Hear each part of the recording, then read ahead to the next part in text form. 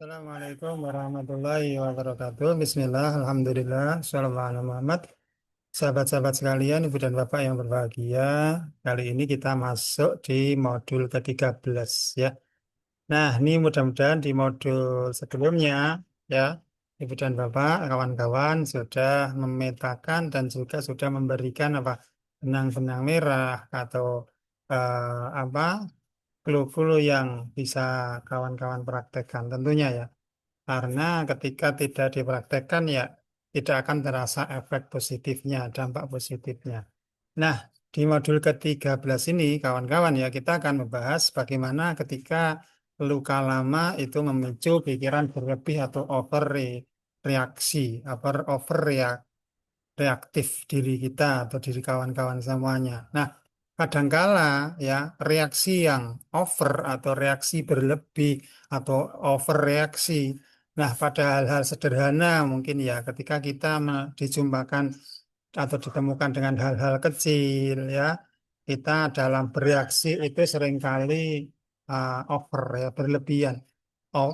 Reaksi berlebihan. Nah, misalnya apa? Contoh ketika ditegur sedikit misalnya ketika ditegur atau diingatkan kita langsung merasa merasa bersalah takut kok saya nggak disukai ya kok saya tidak dimaklumi ya kok saya disalahkan ya kok saya disalahkan terus ya.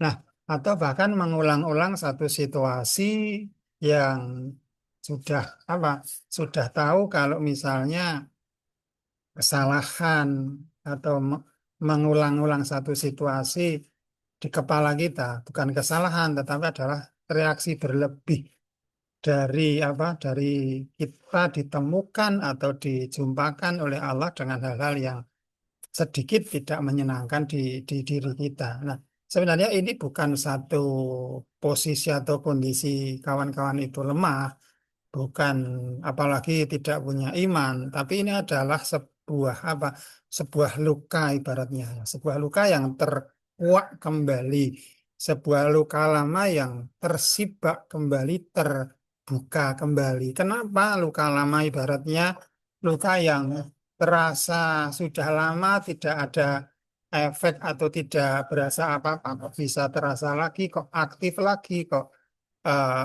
bereaksi lagi ya berarti itu adalah luka ataupun beban batin ya luka batin di masa lalu itu belum didamaikan belum dilakukan proses rilis belum didamaikan. Nah, maka di sini ketika teringat kembali seperti bangkit seperti muncul seperti aktif lagi.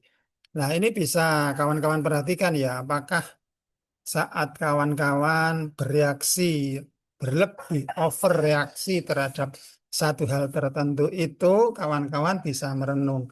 Apakah saat saya bereaksi seperti ini yang bereaksi adalah diri saya yang kecil atau diri saya yang dewasa ya?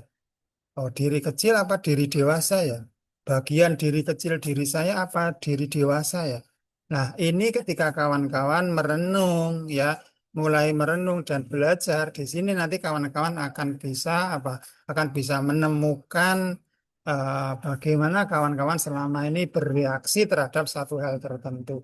Oh, ternyata selama ini saya mendominasi mendominasi didominasi oleh diri kecil saya yang penuh ego, penuh reaksi berlebih, kemudian tidak mau menemukan kegagalan atau rasa nggak nyaman. Nah, ini di modul ke-13 ini adalah sebuah proses bagaimana kita melihat diri kita ke dalam ya, bukan kita mencari keluar, tapi kita melihat ke dalam diri kita yang selama ini apakah kita ini selalu dikuasai oleh diri kecil yang penuh ego ataukah diri dewasa yang lebih matang dalam hal berpikir ataupun juga mencerna segala sesuatu, memberi makna ataupun hikmah dalam setiap hal yang kita jumpai.